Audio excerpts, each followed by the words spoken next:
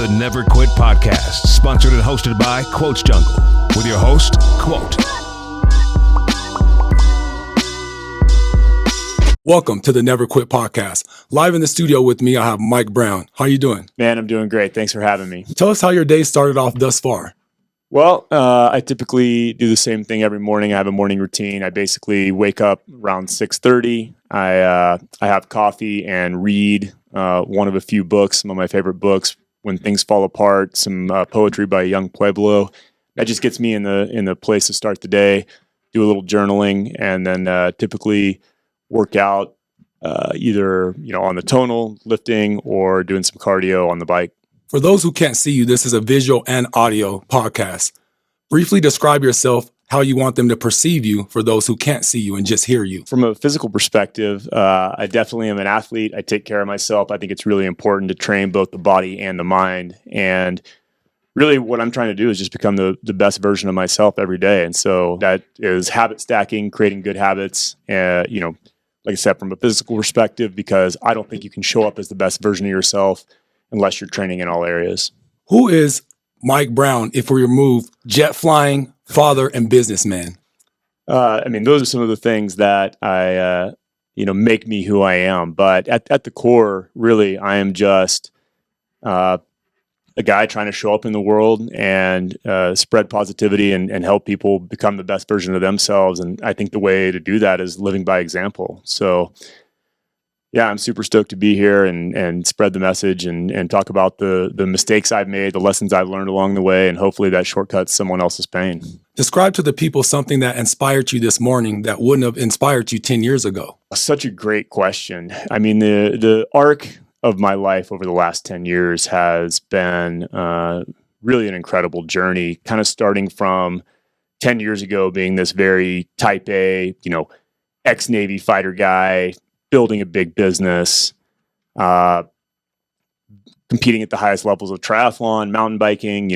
I was very much driven by external success and validation. And it's a really great place to be driven from, if you want to be successful in the long run. But, I've honed such a different edge over the last 10 years and really done some deep exploration, leaned into personal development work, and tried to take away the external accomplishments and really come from a place of love, of deep self-love. And, what I do doesn't make me who I am.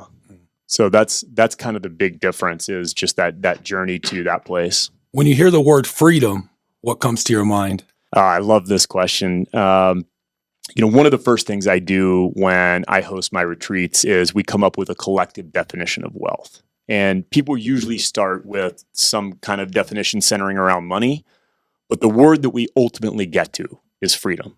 So for me, wealth is defined as freedom in 4 areas: freedom of relationships, freedom of health, freedom of time, and freedom of mind. When you hear the word forgiveness, what comes to your mind? For me, I think that, forgiveness is something that maybe we talk about a lot in passing without a deep understanding of what that means. And so a lot of the work we do, sometimes we dive into things that happen to us as children, coming up, or maybe even early adolescence. And I think there's a misconception that to dive into that stuff and understand how it formed our thoughts, our subconscious patterns, the things that show up in our life today, that we have to go through and actually forgive, those different situations or those different people that may have wronged us or harmed us. And the fact is that we can actually go and heal ourselves without having to go in and have healing conversations with everybody.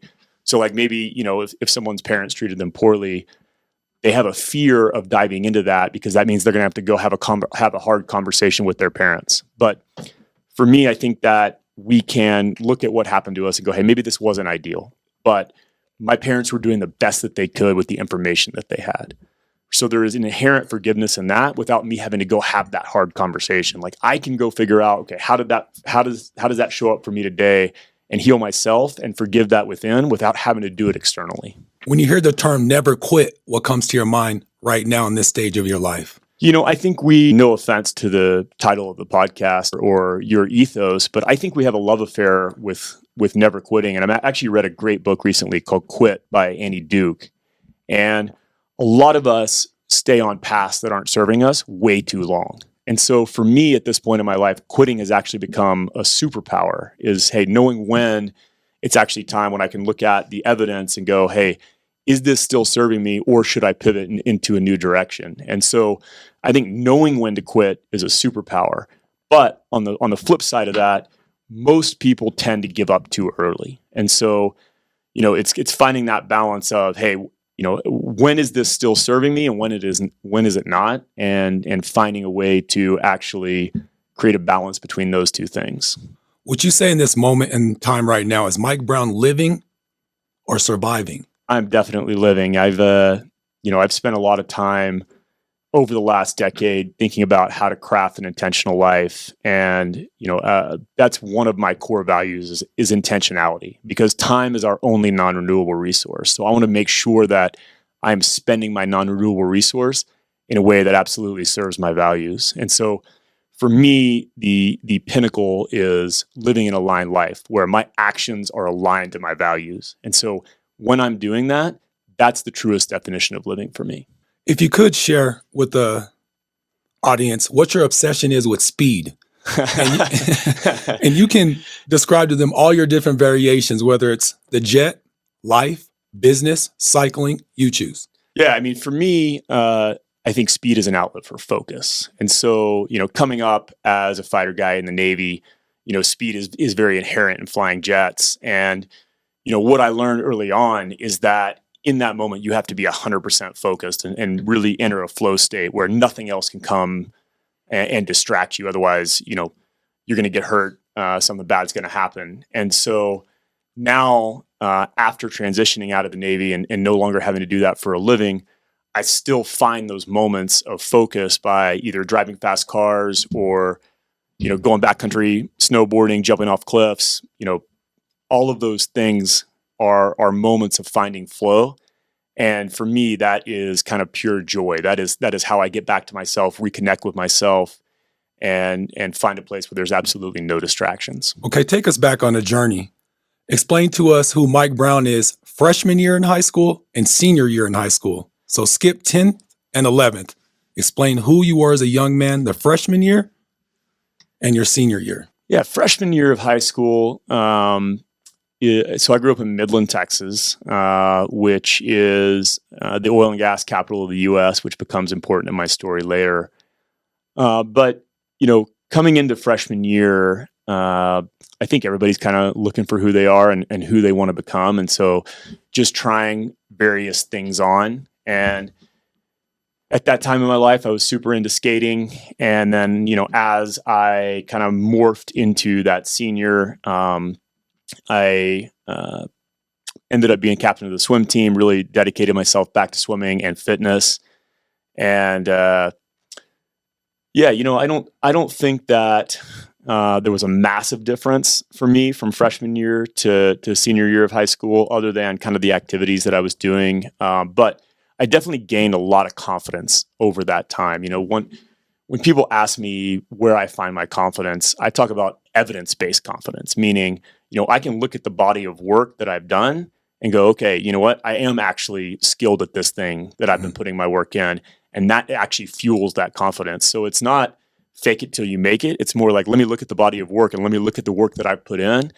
That's how I create that confidence in that thing. With that history and mentality, talk about how important consistency is through all that, even up till now. Consistency creates compounding, and compounding is one of the most powerful forces on the planet. And so, people always look at, an overnight success, and what they don't see is what that person's been doing for the last 5 or 10 years and what habits they've been stacking together, right? And so, I love this quote by Bill Gates that's like, we overestimate what we can do in 1 year, and we underestimate what we can do in 10.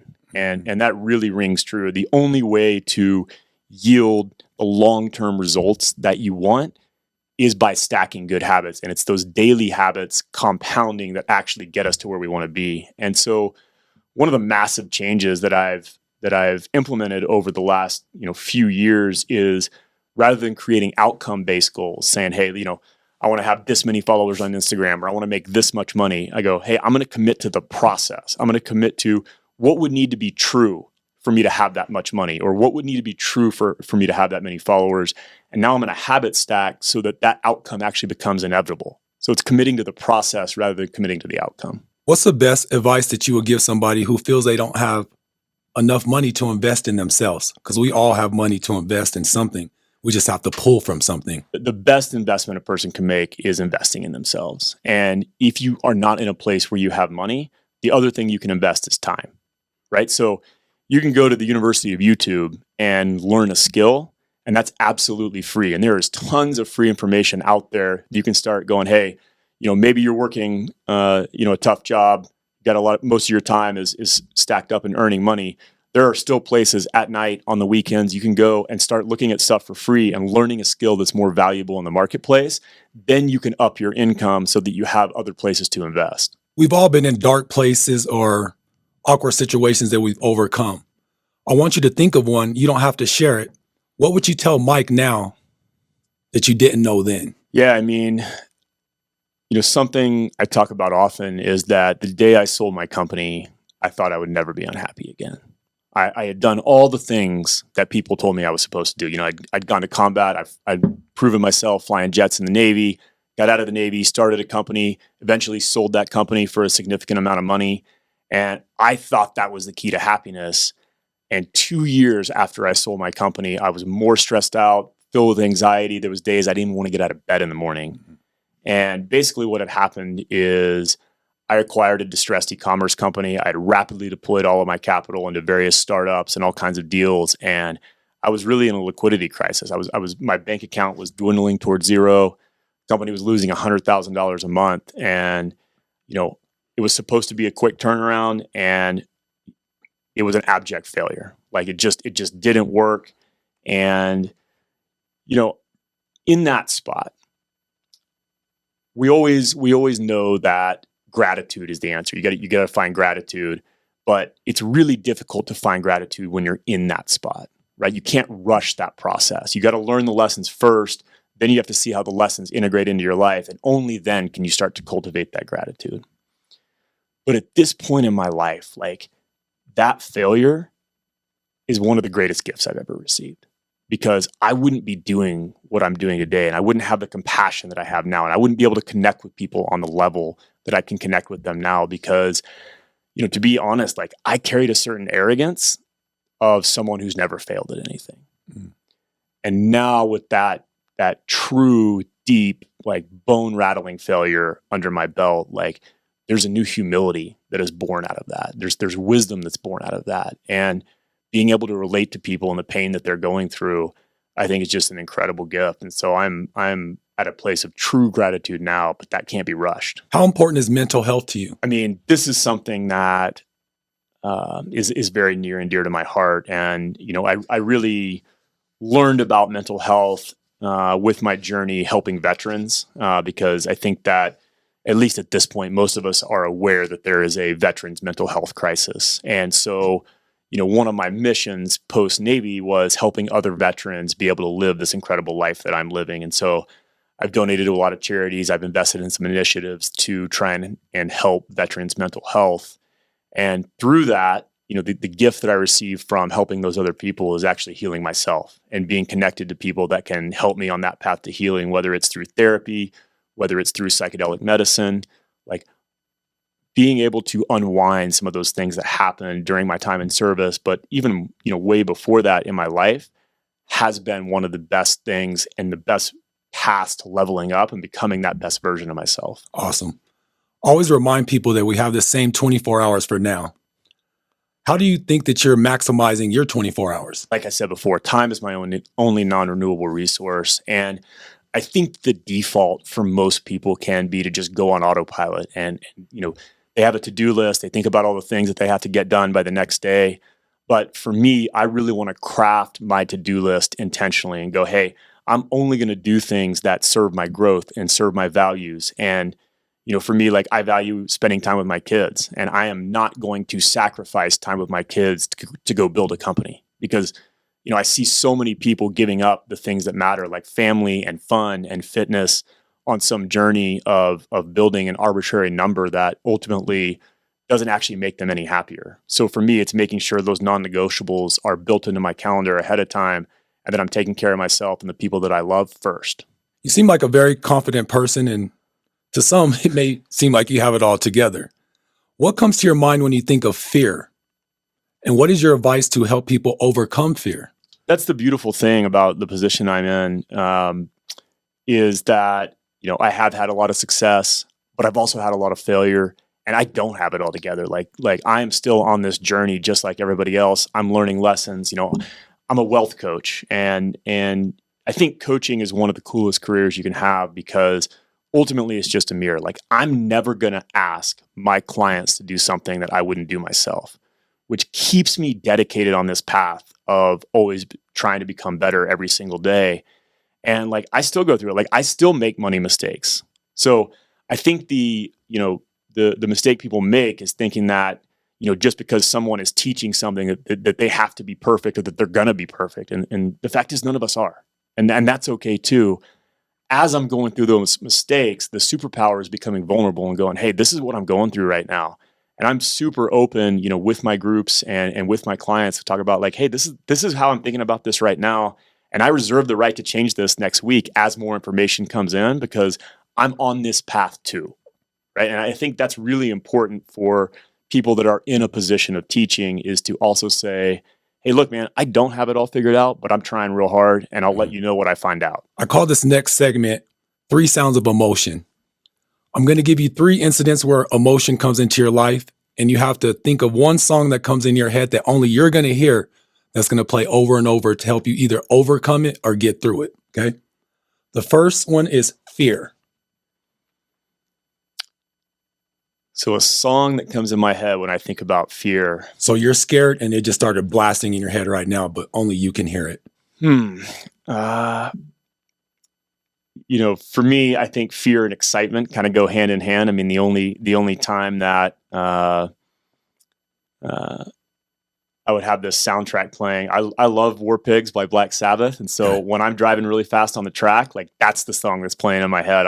I love the guitar solo, and like, when I'm going through a corner at super high speed on the rivet, like at the limit of my car's performance, like, that's the song that's playing in my head. Okay, that's what's up. Second song is something you can't control. I mean, look, the fact is there's very little that we can control ultimately. Like, all we can control is our reaction and how we're going to process something. And so, I think the journey of giving up control is something that all high performers eventually have to get comfortable with. Is I can only control how I show up and how I react to a situation, right?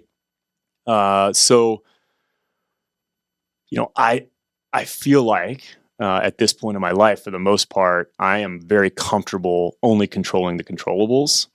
So, man, a song for that. For me, man, you kind of stumped me. That's a great question. I would say maybe, and I don't know why this song is coming up for me, but my band used to play it, is Say It Ain't So by Weezer. Third and final song, When You Should Let Go. Also, great scenario. One of my very favorite songs, Sorry I'm Not Sorry, is Dreams by the Cranberries. I just love the crescendo in that song. I love the lead singer's voice. And for me, like, that song brings me back to myself. And so letting go is that process of continually coming back to ourselves. And when we find that we're caught up trying to control, like, it's returning to center. And for me, that song always helps me return to center. Talk to the people and explain to them how important team is. We have a love affair with athletics in America. And I think that in many ways we push our kids way too hard, and we believe that team sports is the only place to learn teamwork. But there are so many places in our life where we can learn teamwork. And, maybe that even starts at home as a family. So, one of the core values for our family that I teach my kids is that Browns have each other's back. And so even when my kids, may not be getting along, I teach them that, hey, when we go to school, when we show up in the world, when we're playing with our friends, Browns have each other's back. And so to me, like that's the essence of teamwork. So yeah, look, team sports are really important, but like we can learn teamwork so many places on and off the field. I've dug into your life personally. Now I want to give you the opportunity to share with the people currently what you're doing in life right now, to encourage people to follow what you're doing. My journey after selling my company, I began coaching entrepreneurs, and now I run a wealth coaching program called Unbreakable Wealth. And the mission is to help entrepreneurs bridge the gap between wealth and freedom. And so, really what I'm doing is giving people the playbook I wish I had 5 or even 10 years ago, because the skill of making money or accumulating wealth is different than the skill set we need to defend our wealth and use our wealth intentionally to build the life that we truly never have to retire from. So you can check me out on Instagram, mbrown.co. I have a newsletter called Unbreakable Wealth. You can subscribe at the link in my bio or at unbreakablewealth.com/newsletter. I send that out every Friday. I put a ton of time into it, and it's basically just stories, anecdotes, tips, tricks, things that I've learned along the way that can help people think about how they should be investing their money, but more importantly, how they should be investing their time to create that life, that ultimate life of intention. If you could be more clear and say it a little bit slower and spell out your Instagrams and your website so people can reach you. Yeah, cool. So on Instagram, it's mbrown.co, mbrown.co. I post daily reels on there. I share a lot in my stories, just thoughts that are coming into my head. So that's a great place to get more. And then for my newsletter, it's unbreakablewealth.com/newsletter. And you can check out what I'm doing on the site there. You can apply for the coaching program if you think it may be a fit. If you are a business owner on that journey, looking at what to do next or how to use your wealth to serve your values, we'd love to have you in the program. Awesome. This has been another episode of the Never Quit Podcast with Mike Brown. I hope you've been intrigued and learned something. Sponsored by Quotes Jungle and Body Armor. Peace. The Never Quit Podcast, sponsored and hosted by Quotes Jungle, with your host, Quote.